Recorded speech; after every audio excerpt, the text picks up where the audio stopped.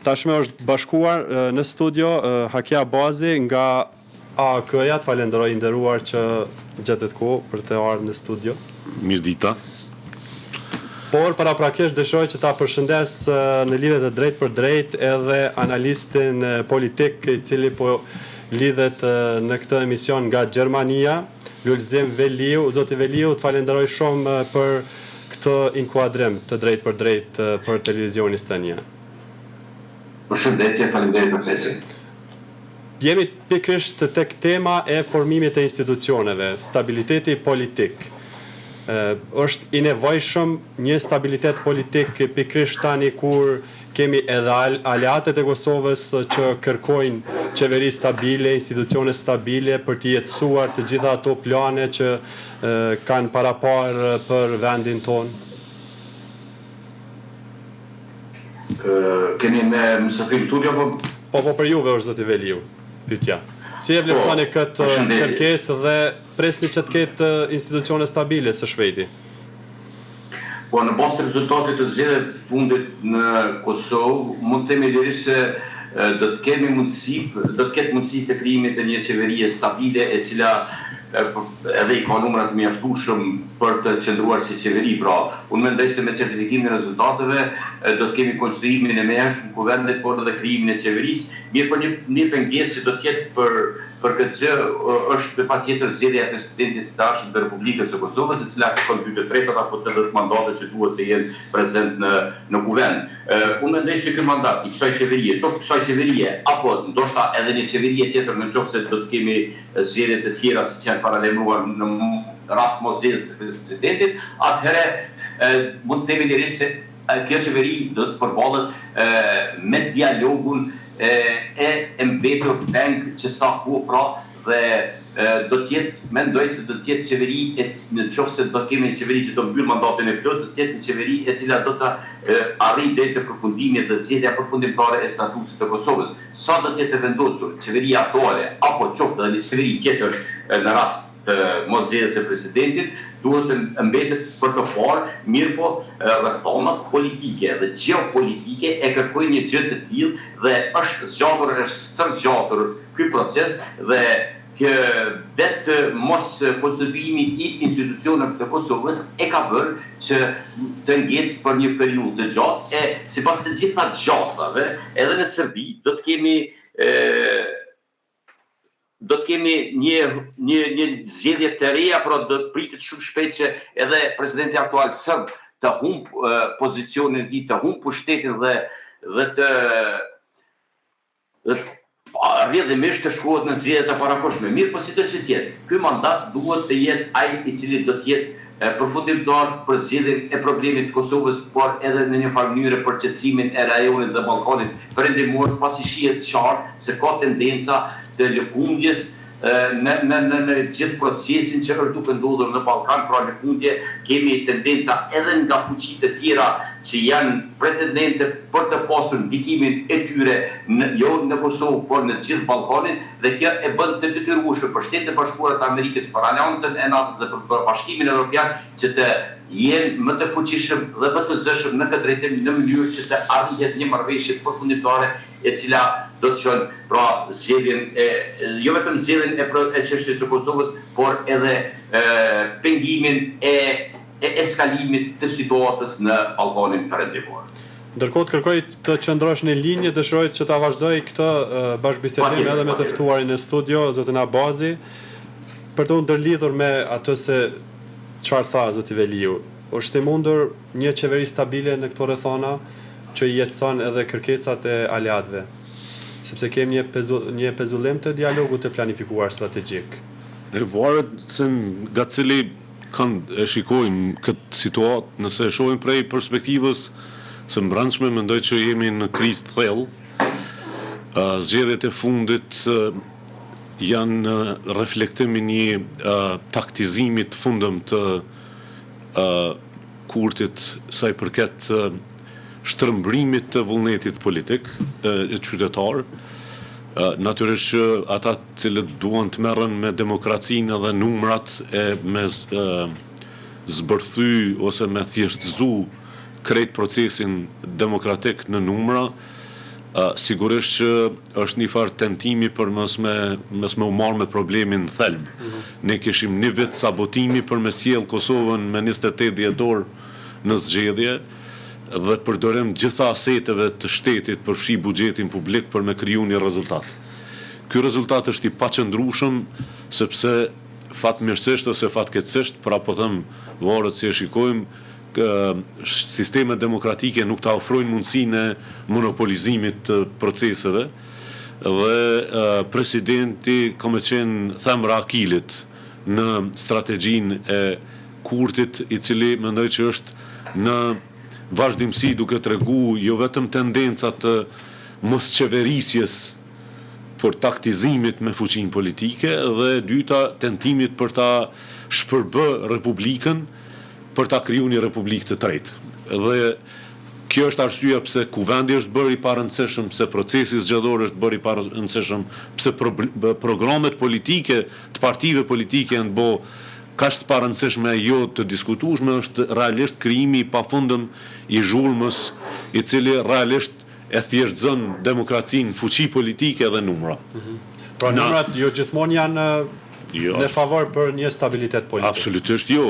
Realisht numrat janë vetëm funksion kur mungon vullneti politik për me pas dialog politik, me pas konsenzus, me arrit kompromise të rëndësishme, numrat janë veç faktor i cili jep fuqi politike për orientimin e doktrinave. Në këtë rast një doktrinë shumë e rrezikshme komuniste, një model ekonomik i cili ka shkaktu 6 miliardë gjysmë deficit tregtar dhe një ikje të kapitalin nga Kosova në drejtim Maqedonisë Veriut, Shqipërisë apo edhe ngulfatje komplete e sektorit privat. Do të thotë modeli ekonomik është i gabuar, modeli politik është po ashtu i gabuar se nuk ka dialog politik mes partive politike dhe aktorëve politik dhe kemi tani krizën e rinumërimit i cili ka me sjell Kosovën buzë të një krize buxhetore për mbrana. Nëse e kthejmë nga kondi ndërkombëtar në anën tjetër, mendoj që është luks me menu që NATO ose Amerika ka me u marrë me Kosovën në momentin në një përplasje në Greenland. Ju pat shkumjen e ushtarëve atje. NATO dhe në Iran përfshirë edhe ama Irani mund të ketë pike unifikimin në kuptimin e vlerave demokratike, drejtave të njerëzit që nuk është ndër temat kryesore për cilat po flasim në momentin kur jemi, por Greenland mendoj që është pika neuralgjike e një përplasje të mundshme ndërmjet anëtarëve të NATO-s, e cila realisht do ta rivendos Kosovën, Shqipërinë në një mendim intensiv politik se çfarë ndodh në një moment kur Shtetet e Bashkuara të Amerikës edhe Franca, Gjermania mund të kenë qoftë edhe një përplasje e cila nuk eskalon deri në nivelin e në një konflikti, por një përplasje e cila barrikadon anëtarët e NATO-s në pika ndryshme. Ju kujtohet kur ka qenë çështja e Sirisë dhe involvimit të Rusisë në Siri dhe Turqia bënte lëvizje të cilat mund të atakonin unitetin e NATO-s në përgjithësi, kishte një farë lloj nervozizmi në kuptimin praktik të anëtarëve të NATO-s, se çfarë ndodh kur një anëtar i NATO-s është jashtë rregullave dhe veprimit. Dhe unë mendoj që jemi në një krizë jashtëzakonisht të madhe edhe nga ky aspekt, sepse krejt çfarë po shohim është këmbgulja e Bashkimit Evropian për mu kthy në pikën zero aty ku dialogu kërkohet për zbatimin e marrëveshjeve të arritura në Bruxelles denor. Absolutisht. Dhe kjo është realisht kurthi i radhës për shkak se për Kurtin është vetvrasje politike me kriju asociacionin, ndërsa për Kosovën është vetvrasje politike e qëndrimit Kurtit të njëjtë me atë që kanë ndjekur për 5 vite, sepse varfrimi, masat, mungesa e plotë e diskutimit për integrim evropian, rrjedhimisht edhe njohje për 4 anëtarëve për antarësim në NATO, i bie që ne jemi në stagnimin e diskursit të Kosovës, i cili ka qenë vullnet politik dhe duhet jetë vullnet prioritar për NATO, sepse garancioni vetëm i Kosovës është mbrojtja nga aleatët edhe partneriteti me aleatët, kundrejt një mundësie të një përshkallëzimit konflikteve përtej asaj që është sot në Ukrainë apo edhe në vende tjera. Zoti Veliu, kemë pritje edhe nga aleatet për formimin e institucioneve, por sa me këto zvarritje që ndodhen edhe vitin e kaluar, tha edhe zoti Abazi që rreth një vit kaloi zvarritje apo bllokat politike në pamundësi të formimit të institucioneve të reja. Po rrezikohen aleancat në këtë formë duke i parë subjektet politike vetëm interesat partijake në një farë kuptimi, kalkulimet e tyre dhe jo me gjërësisht efektin që mund të ketë një blokadë politike. Si e vlerësoni këtë? Po, unë pajtohem plotësisht me ta që e tha zoti Abazi se kemi pas një vazhditje dhe një të panevojshme për më tepër se një vit, kur kemi përbase fushatës zgjedhore për zgjedhjet e shkurtit ka filluar qysh në dhjetorit e vitit 24, ndërsa i tër viti 25 ka kaluar me seanca të një pasnishme, herë kushtetuese, herë jo kushtetuese, të ligjshme, të paligjshme, për të ardhur deri te momenti që çon në zgjedhjet e parakohshme dhe pikërisht në datën 28 dhjetor, datë e cila përkon me momentin kur pjesë e madhe mërgjimtarëve e bashkëdhëtarëve që jetojnë jashtë Kosovës ishin në Kosovë dhe ju kishte ardhur një mundësi e mirë që të gjithë ata të jenë në Kosovë për festat e fundvitit dhe për të votuar për të ardhur në këtë momentum. Mirë, unë mendoj se me rezultatet që dolen nga 28 përkundër gjithë asaj çfarë ka ndodhur në të kaluarën, për çfarë ka ndodhur në vitin 25, krijim të institucione, unë mendoj se do të jetë shumë shpejt. Pasi që lëvizjave të vendosje në bashkëpunim apo në bashkëqeverisje me minoritetet jo serbe, pra me minoritetet pakica jo serbe në Kosovë i ka numrat e mjaftueshëm për të krijuar qeverinë.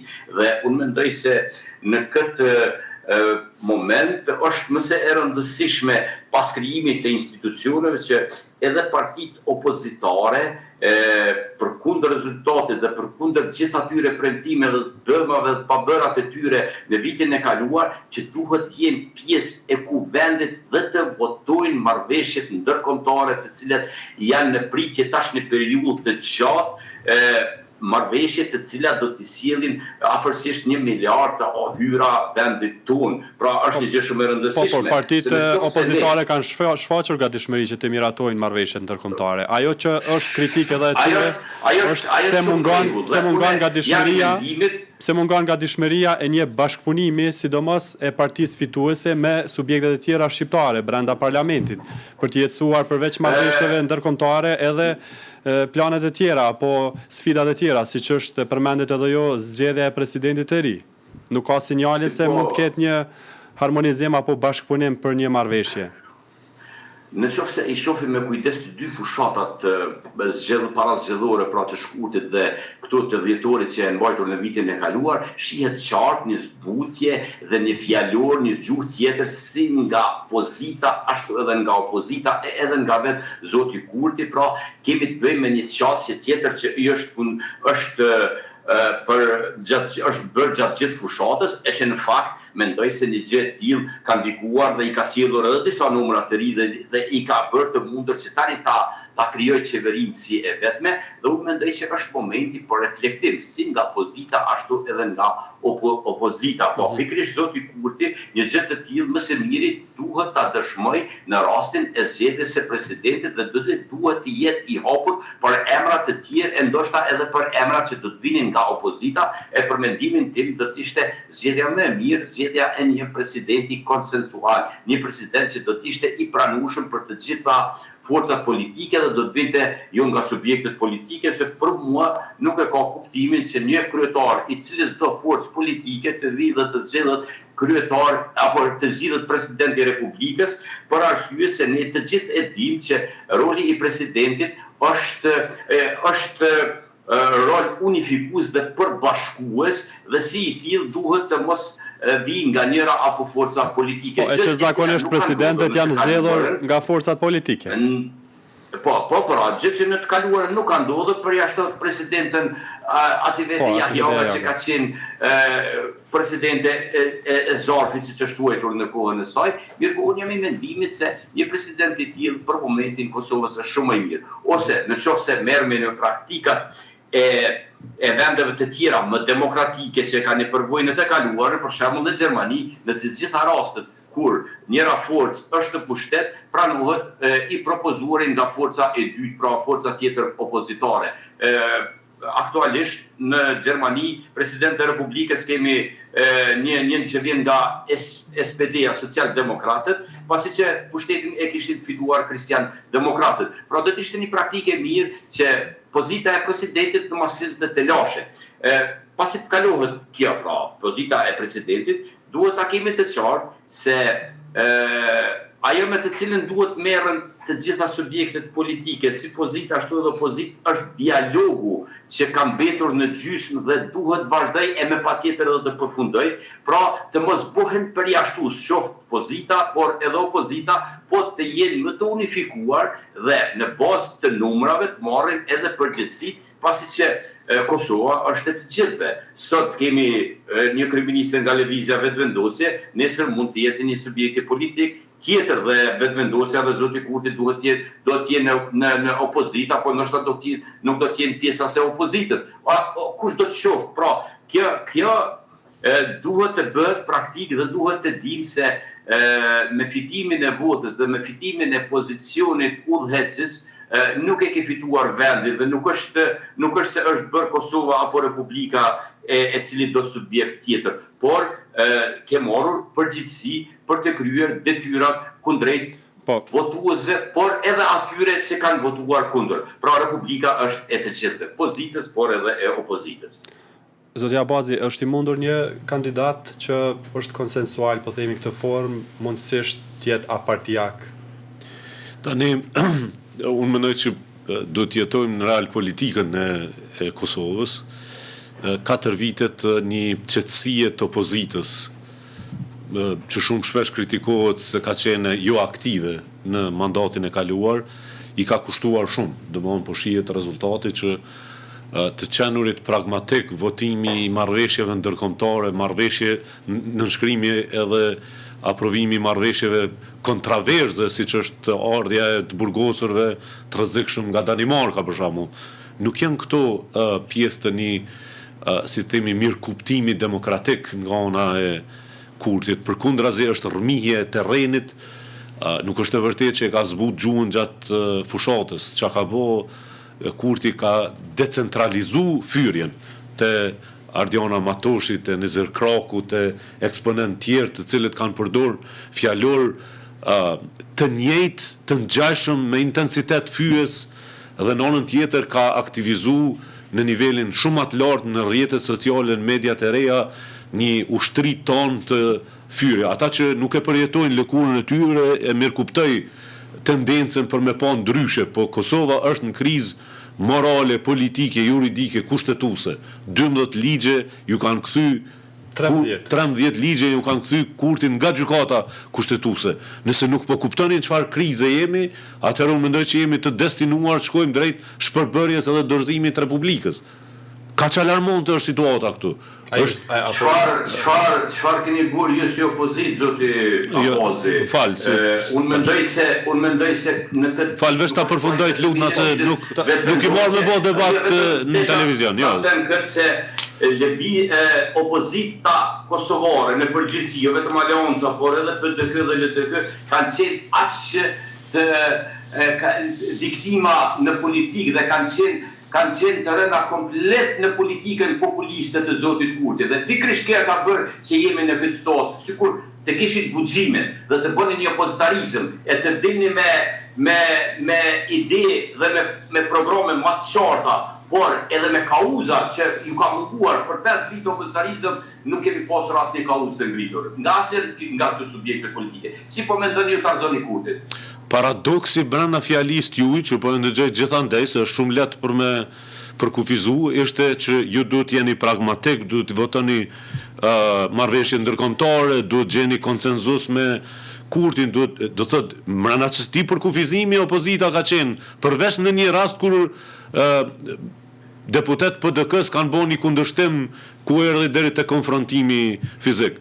Tani më vjen keq që më duhet ju rikujtoj ose duhet ju ta kujtoni veprimtarinë për sektorin energjetik, për shembull, me 10 fjalime që kanë bërë në Kuvendin e Republikës për mungesën e plot strategjisë së sektorit energjetik dhe sot jemi në kolaps energjetik. Do thotë çfarë ka bë Kurti për 5 vite e ka shkatruar sistemin energjetik, duke I bllokuar gjitha investimet në energjinë e rinovueshme, duke mos pas asnjë ekspert teknik në termocentrale, duke dërguar njerëz të partisë aty, janë në prokurori, dje prokuroria doli me të dhënat e qarta të komunikimit të ish drejtorit të Kekut me një njeri të pa autorizuar që jep edhe sekretet zyrtare për brenda kësaj, do thotë opozita ka luajtur çështje pragmatike edhe për faktin që është godit jashtëzakonisht shumë në të kaluarën si pjesë e një procesi të korruptuar kriminal dhe sa kanë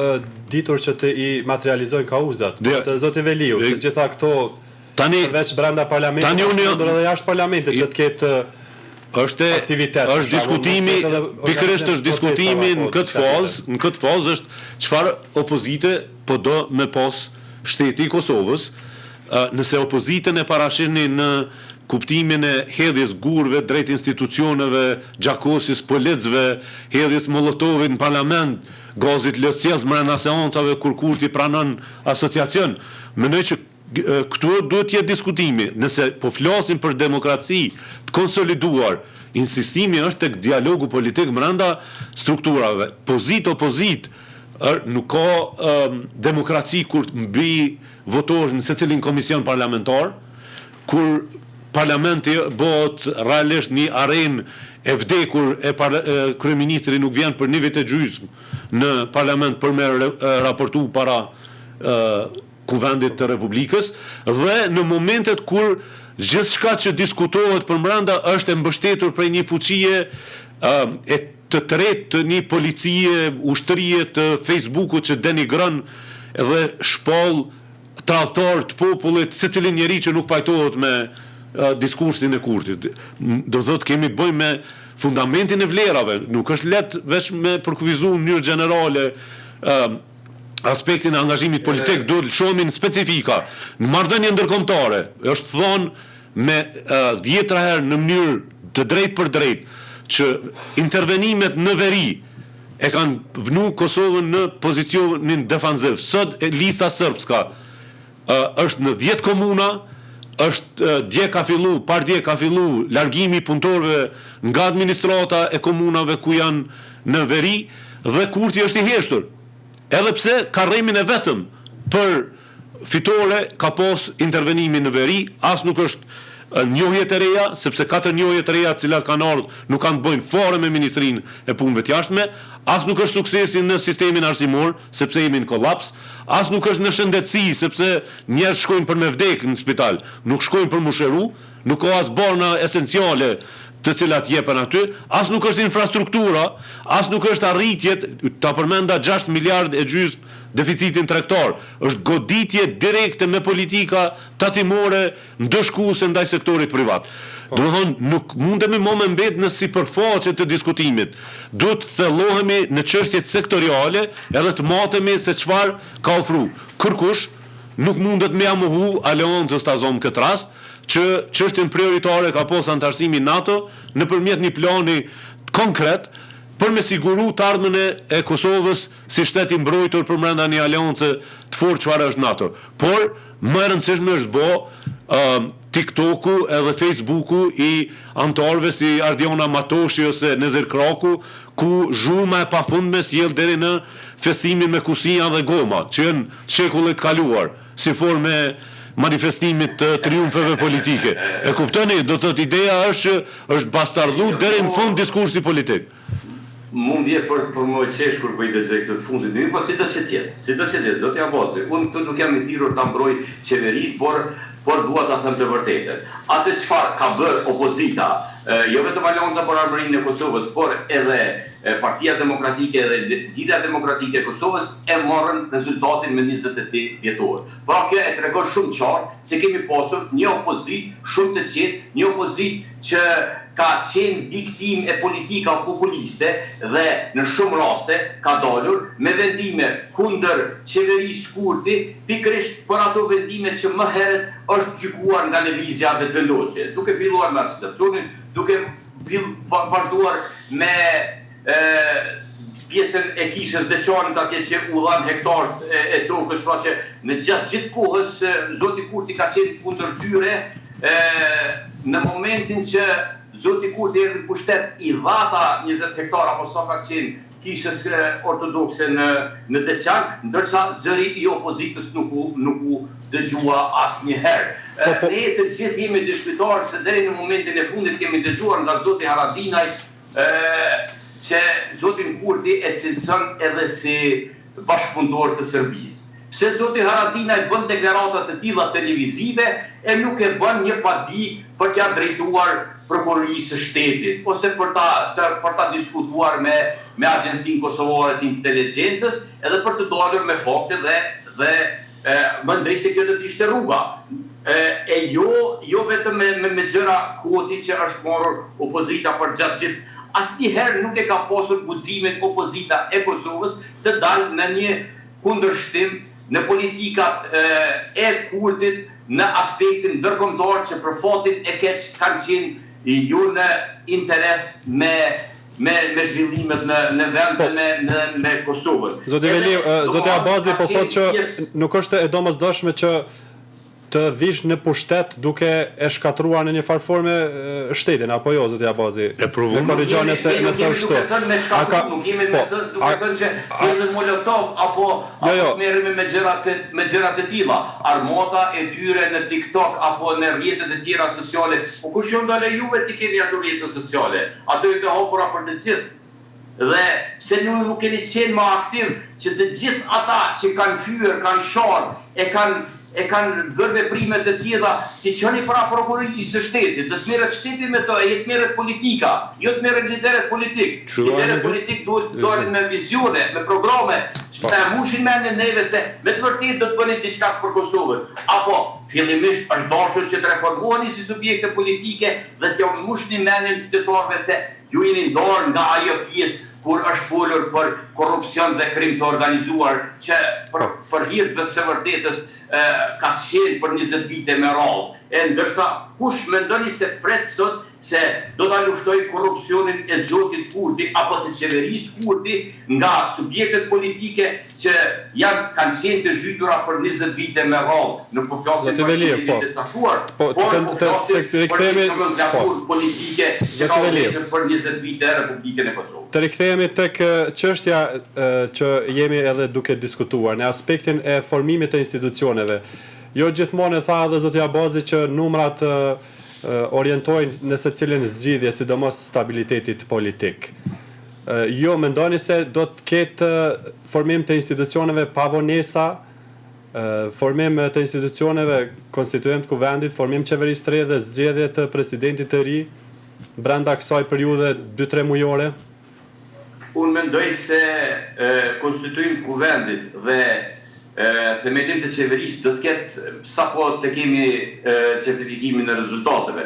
Nësa sa i përket pjesës e presidentit, mbaret nga vullneti politik i zotit Kurti që sot e ka shumicën për të pranuar një kandidat ose për të propozuar një kandidat që do të jetë i pranueshëm nga opozita. Në rast se do të kemi rikandidimin e zonjës Osmani, deri më tash kemi parë deklarata të subjekte politike se zonja Osmani është e papranueshme për ta dhe është shumë e mundshme që një gjë e tillë do të çojë drejt zgjedhjeve të parakoshme Republikën e Kosovës pra në prill të këtij viti. Mirë po unë uroj që në këtë pikë të kemi një bashkëbisedim në mes të subjektet, duke filluar nga subjekti i madh e duke përfshirë të gjitha subjektet parlamentare, të gjendet një konsenzus dhe të kemi një president në mënyrë që të mos shkohet në zgjedhje të reja, pasi që është e tepërt dhe është e papranueshme për Kosovën të kemi kaq zgjedhje në vitin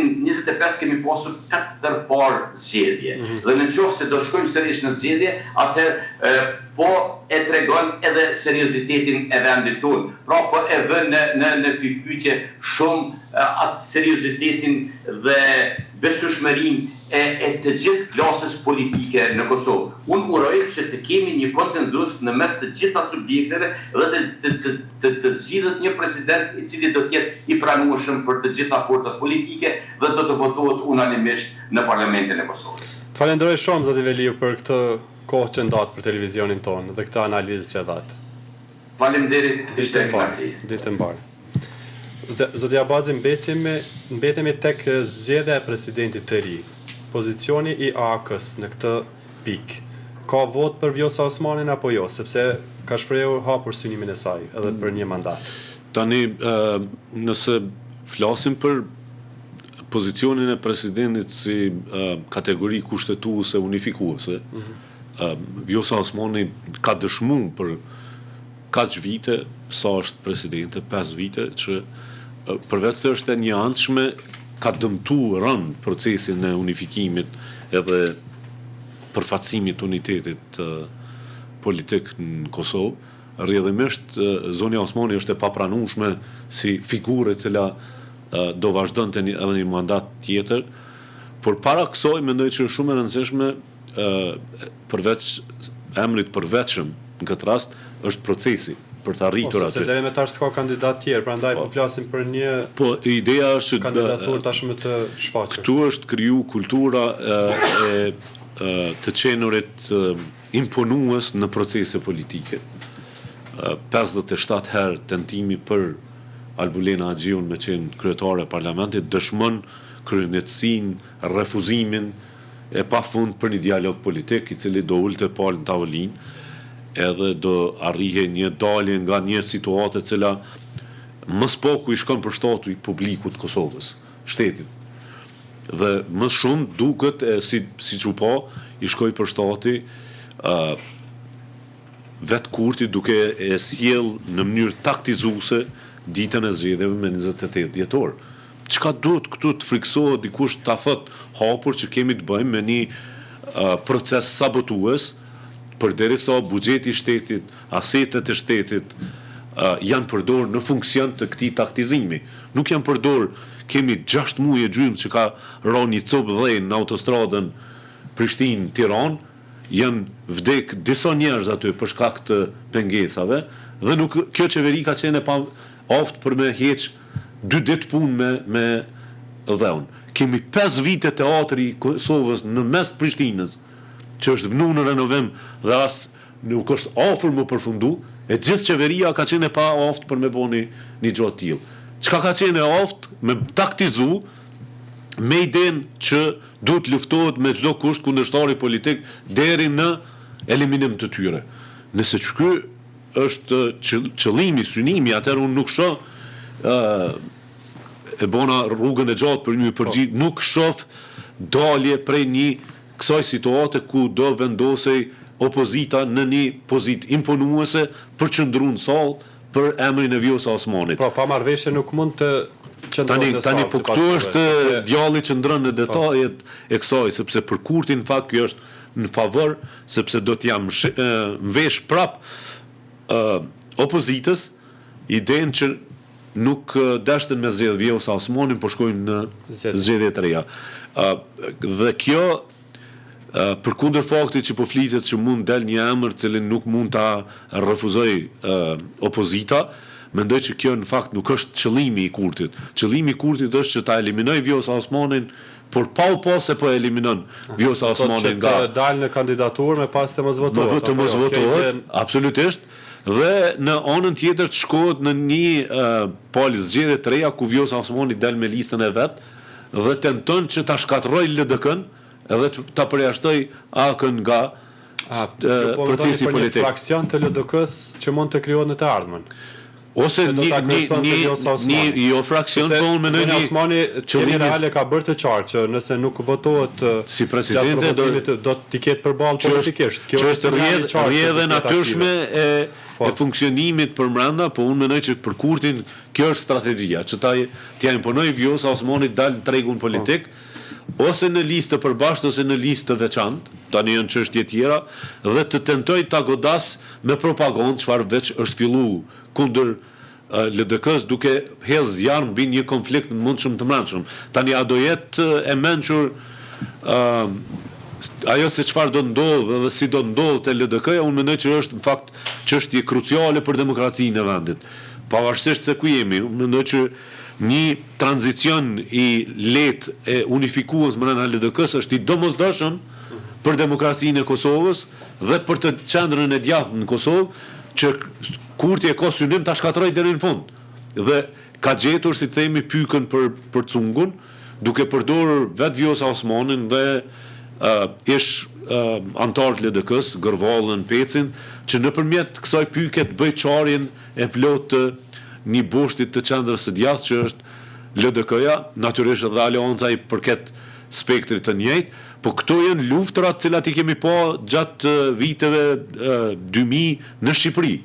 Eliminimi i një bloku të fuqishëm opozitarët dhe tentimi i krijimit të një monopoli politik në mendimin ideologjik, ku Kurti është mbreti autokrati i politikës kosovare. Po, nga ajo që po e kuptoj, AKJ-ja nuk ka votë dhe nuk do të ketë për Vjosa Osmanin. Jo, absolutisht në këtë moment ku jemi, pa dialog politik, pa marrëveshje politike, Aleanca, unë nuk besoj asnjë nga partitë opozitare, po në këtë rast Aleanca nuk do të ketë. Synimi ynë është normalisht që të bëhet shkapja e kësaj tentimit për të qenë kryetari, presidenti, kryetari i parlamentit dhe kryeministri gjithë nga një blok politik, sepse këtu është fundi i demokracisë tani më. Donë se Vjosa si përket vetëvendosjes, por kishte pasur një bashkëpunim para se të zgjedhej presidenti.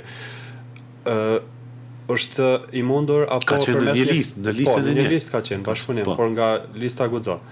Është i mundur apo ka ambicie të hapura zotja Haradinaj për president, ju si mendoni? Po, natyrisht, unë mendoj që edhe kjo nuk është... Do ta shtronin në tërheqës dhe gjatë diskutime me subjekte të tjera politike? Po të ketë dialog politik, sigurisht që do shtrohet si mundësi që zotja Haradinaj të kandidojë si presidenti i Republikës. Mendoj që nëse, pra po them, prej realitetit politik, gjitha figurat e presidentëve deri tani kanë qenë nga partitë politike.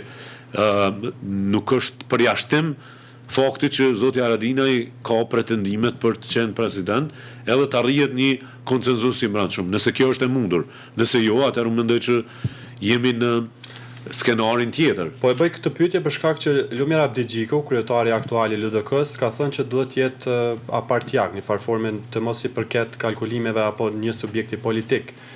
Ndërkohë, nga PDK kanë thënë që duhet presidenti të dalë nga ky subjekt politik, si forca e dytë më e madhe politike. Për më shumë detaje kemi një deklaratë të Xhavet Halitit, deputetit të zgjedhur, i cili në emisionin Klik e ka dhënë këtë qendrim. Ta ndjekim shkurt. Partia Demokratike, nëse në një marrëveshje të tillë duhet të marrë pjesë në tryezë. Edhe duhet ta mbështet idenë sipas meje e presidentit të opozitës. Dhe duhet ta mbështet idenë që presidenti duhet me qenë nga Partia Demokratike. Sipas meje. Tani bojnë se bojnë, varet nga vendimet e partisë.